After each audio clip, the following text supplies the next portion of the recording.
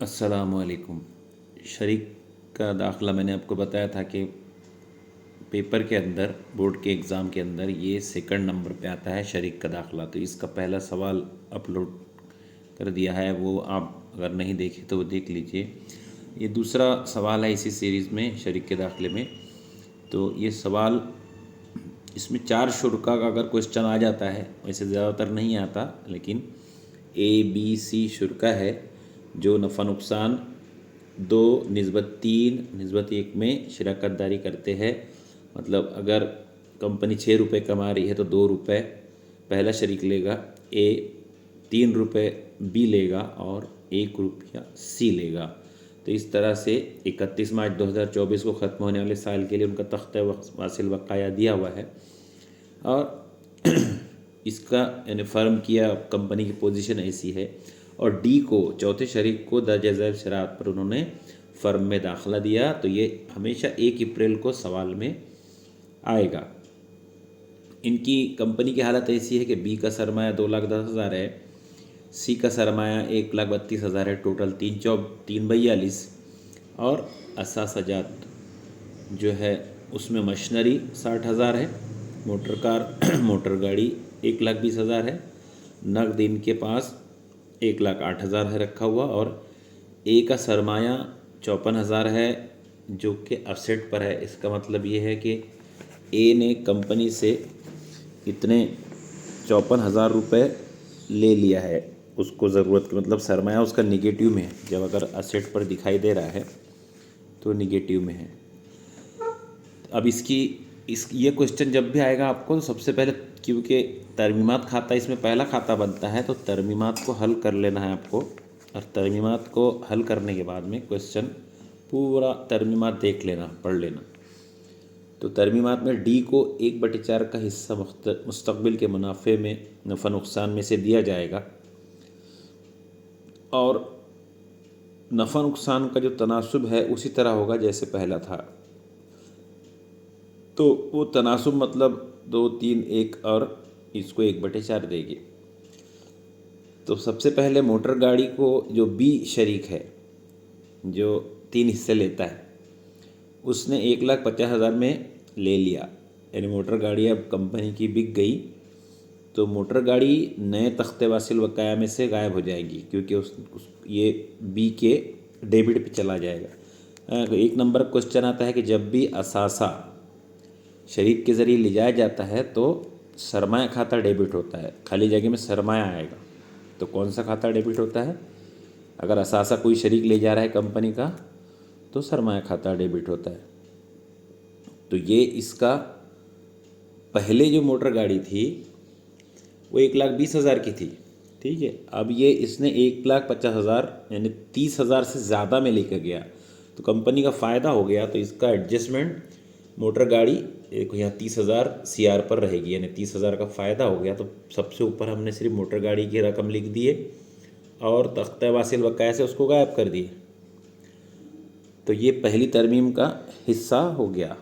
अब यहाँ पर आप ऐसा लिख सकते हैं, लिखने के लिए 2 जगह अगर तरमीम करना है तो मोटर गाड़ी का अंदर में रकम लिखिएगी 1,20,000 और इजाफा लिखिएगी 30,000, 50 हो गया, और वज़ा शरीक ने लेके गया था, आउटर में 0 आएगा असासजात पर, लेकिन उसका कोई मतलब नहीं रहता है 0 करके लिखने का, इसलिए इस तरह से हम उसको लिखेंगे।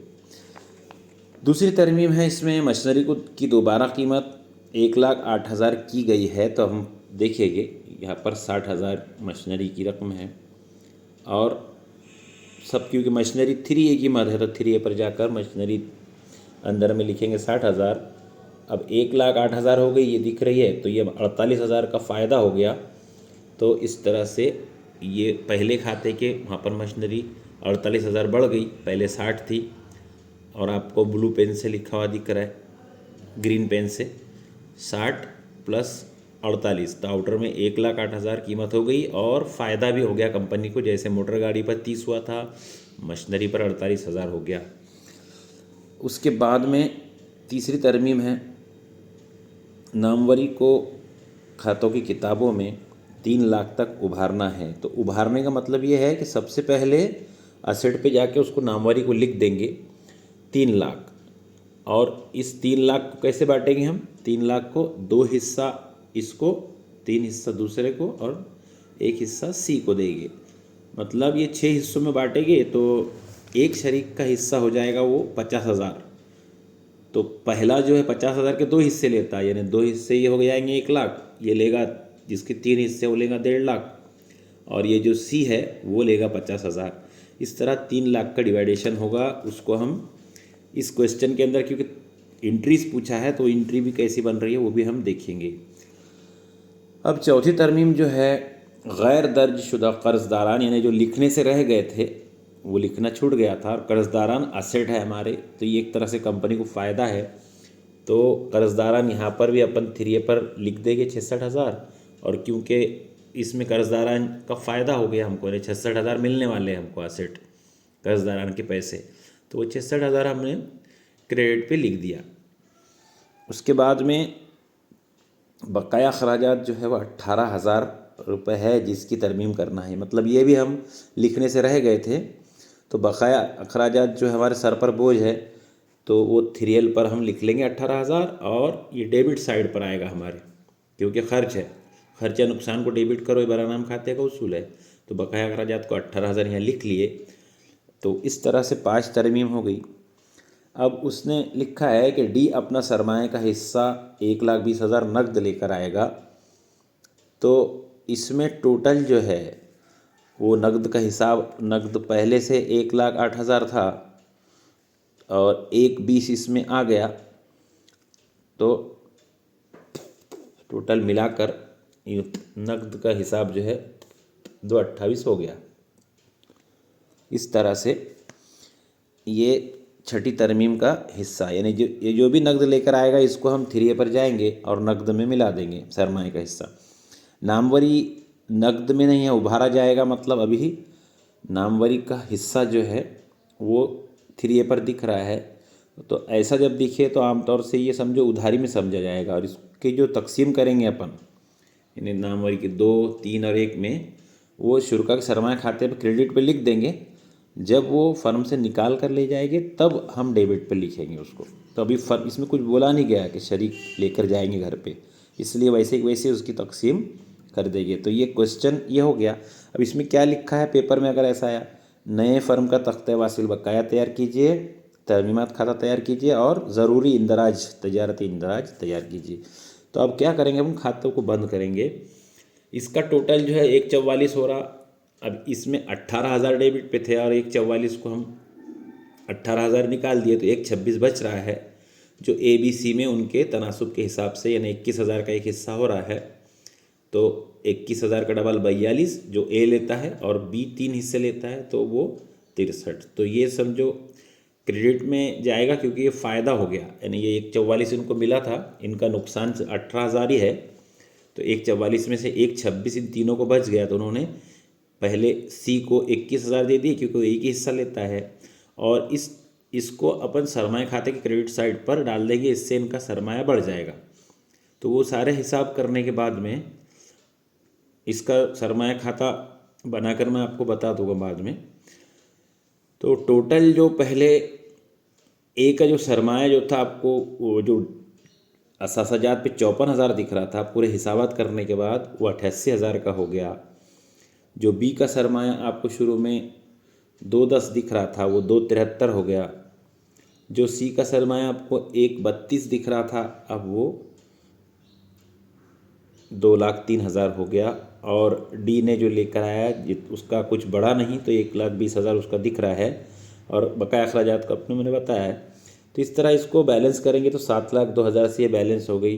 अब अपने को तरमीमात अगर बनाना है तो इसमें तरमीमात में, क्योंकि नामवरी को लिखा था उसने, तो कोई भी तरमीम को पढ़कर मोटर गाड़ी उसने लिया तो वो भी अपन तरमीम बना सकते हैं। मतलब उसका बैलेंस, अपन जब बैलेंस शीट कंप्लीट कर लिए और तरमीमात खाता बना लिए, तो उसके बाद में इंट्रीज़ बनाना अपने लिए आसान होता है, तो हम इंट्रीज़ बना सकते हैं।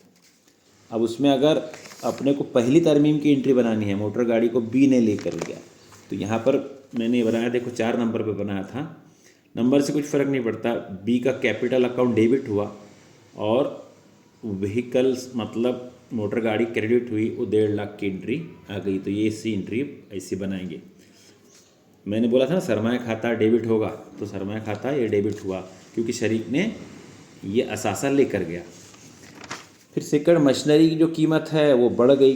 तो यहाँ पर फ़ायदा देखो, यहाँ पर 3 चीज़ें क्रेडिट हुई, मोटर गाड़ी भी क्रेडिट हुई, 30,000 फ़ायदा हुआ, मशीनरी भी बढ़ी और कर्जदारान। तो उसकी एंट्री ऐसी बनाएंगे कि व्हीकल अकाउंट डेबिट हुआ था, वो 30,000 उसका फ़ायदा हुआ। अपन मशीनरी का आप ऊपर देखेंगे मशीनरी, तो मशीनरी में 48,000 का फ़ायदा हुआ, कर्जदारान में 66,000 का फ़ायदा हुआ। तो ये तीनों रकमें अपन ने लिख लिए। डेटर्स बोलते हैं मशीनरी के अंदर फ़ायदा हुआ। तो इस तरह से ये एंट्री तीनों लिख लिया और इसका टोटल 144 हो रहा, जो यहाँ पर भी आपको 144 दिख रहा है। तो ये 144 यानी सब के सब क्रेडिट हो गए। तो ये तीनों व्हीकल यानी मोटर गाड़ी, मशीनरी और डेटर्स यानी कर्जदारान, तो ये एक एंट्री बन गई मशीनरी के साथ। अब नामवरी के खातों को किताबों में उभारना है, ये इसकी एंट्री ऐसे बनेगी कि गुडविल अकाउंट डेबिट, नामवरी यानी गुडविल। तो तीनों के कैपिटल को उसको बांटेंगे, मैंने आपको पहले बताया 2, ये 3 लाख का हिस्सा करेंगे।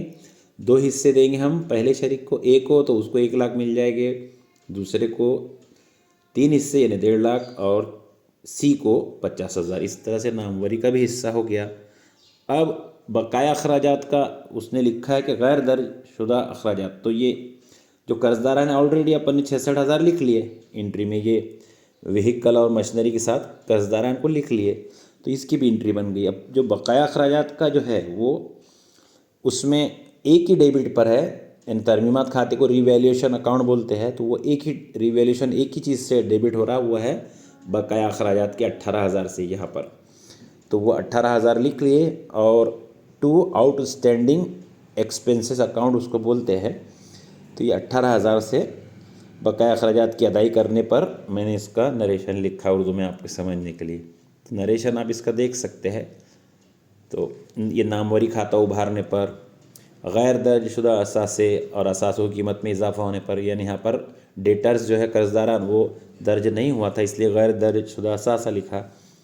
तो इस तरह से अब आखिरी एक तरमीम रह जाती है कि नकद की। तो नकद जो लेकर आया था उसने, वो कैश 1,20,000 लाया था, वो दिख रही है तरमीम की। तो वो 1,20,000 यहाँ लिख लिया हमने और उसका सरमाया खाता क्रेडिट हो गया क्योंकि उसने पैसे कंपनी के अंदर डाल दिया है।